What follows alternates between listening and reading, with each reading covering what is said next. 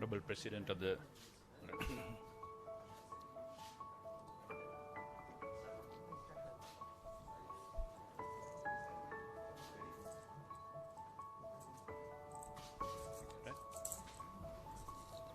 Your Excellency the President, Honorable Ranil Wickremasinghe, Your Excellency Dr. Jay Shankar, Minister of External Affairs of India, friends from the media.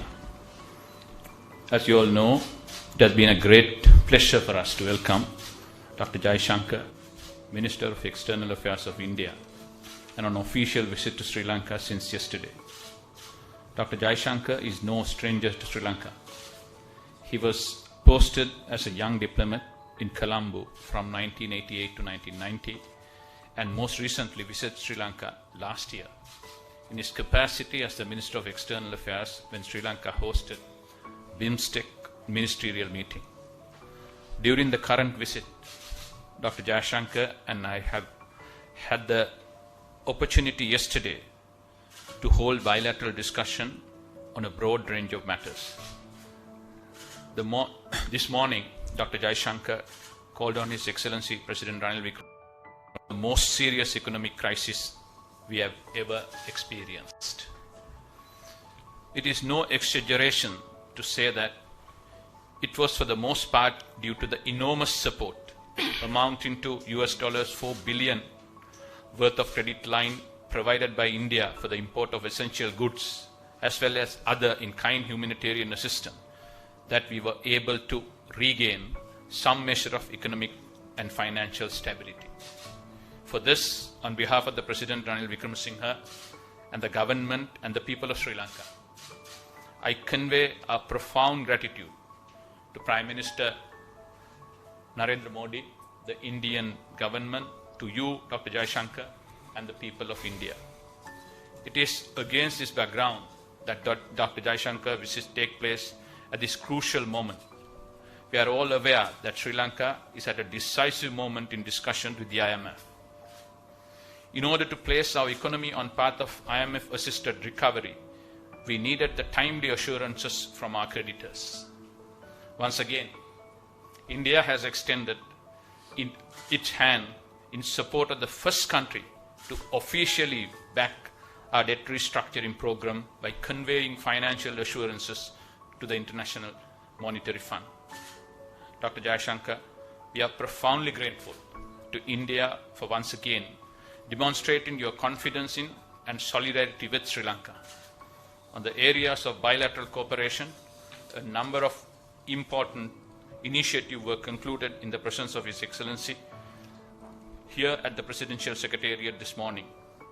This includes signing off an MOU on Indian grant assistance for implementation of high-impact community development projects, which mainly focuses on socio-economic development infrastructure in education, health, and community development sectors. Minister Jay Shankar also participated in 3 virtual inauguration ceremonies. One was to hand over the Kandyan Dancing Academy under the Sri Dalada Maligawa Heritage Project. The second was to hand over 24 houses each in Anuradhapura and Badulla district under the Model Housing Village project. And the third virtual opening was to hand over 300 houses under Phase 3 of Indian Housing Project, 100 houses in each in Kandy, Nuwara and Galle district. In addition to the above, during our bilateral discussion, we have explored the possibilities of further collaboration in the coming years as Sri Lanka hopes to recover and grow. The long-standing bilateral relationship between Sri Lanka and India are based on cultural and historical links, shared values, and growing economic connection. It is widely accepted that India will be soon, or otherwise already, is one of the largest and fastest growing economies. India's largest source of tourists to Sri Lanka. We believe that India's growth will be beneficial to the region as well as to Sri Lanka. For its part, Sri Lanka is confident to recover from the current crisis with the goodwill and partnership of India for mutual benefit. We are watching India's economic success and international prestige with great admiration. India has recently taken over the chairmanship of G20, we have noticed with respect also the intellectual impetus in favor of the global south that Prime Minister Modi and yourself, Dr. Jay Shankar, personally have infused into the international agendas.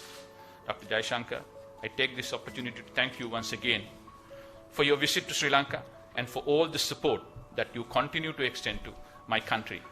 I now give the floor to Honorable Minister Dr. Jay Shankar. Thank you. Your Excellency, President of Sri Lanka, Mr. Ranil Wickremasinghe, Your Excellency, Foreign Minister Ali Sabri, friends of the media, dear colleagues. First of all, let me say what a great pleasure it is to be back in Colombo. I thank you, President Ranil Wickremasinghe, for receiving me today. We've had a very good discussion that follows up on my meeting with my counterpart and other Sri Lankan ministers yesterday evening. My primary purpose of coming to Colombo at this time is to express India's solidarity with Sri Lanka during these difficult moments. As you all know, last year India extended about $4 billion in terms of credits and rollovers to help Sri Lanka get through an economic crisis. For us, it was an issue of neighborhood first and not leaving a partner to fend for themselves. This year, in a developing situation that was beginning to cause concern, the same sentiment reasserted itself. We felt strongly that Sri Lanka's creditors must take proactive steps to facilitate its recovery. India decided not to wait on others, but to do what we believe is right. We extended financing assurances to the IMF to clear the way for Sri Lanka to move forward. Our expectation is that this will not only strengthen Sri Lanka's position, but ensure that all bilateral creditors are dealt with equally. While doing that, we also know that Sri Lanka's pathway is one of a strong economic recovery propelled by greater investments. Here too, I have a clear message that I will be sharing with the business community.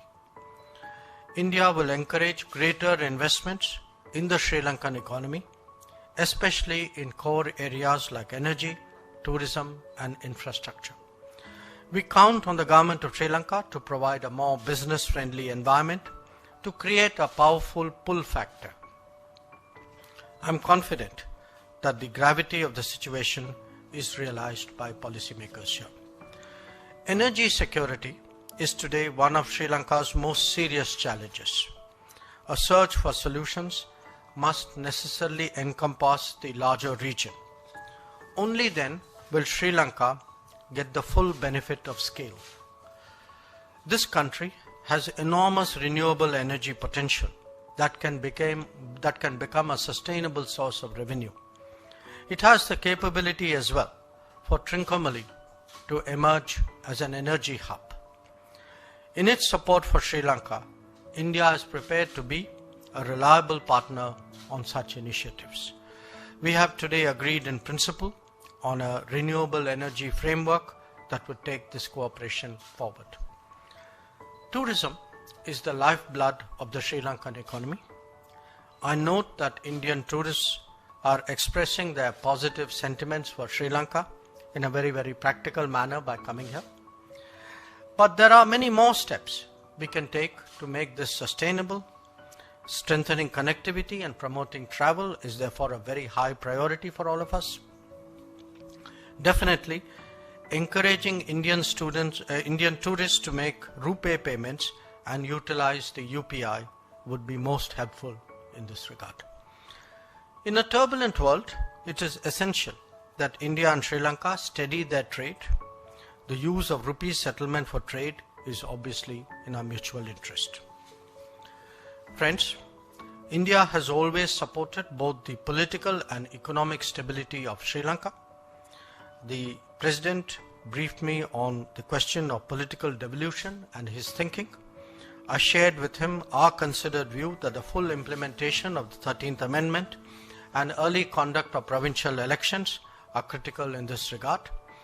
Durable efforts towards reconciliation are in the interests of all sections in Sri Lanka. I also spoke of the need to pay special attention to the requirements of the Indian origin Tamil community. I handed over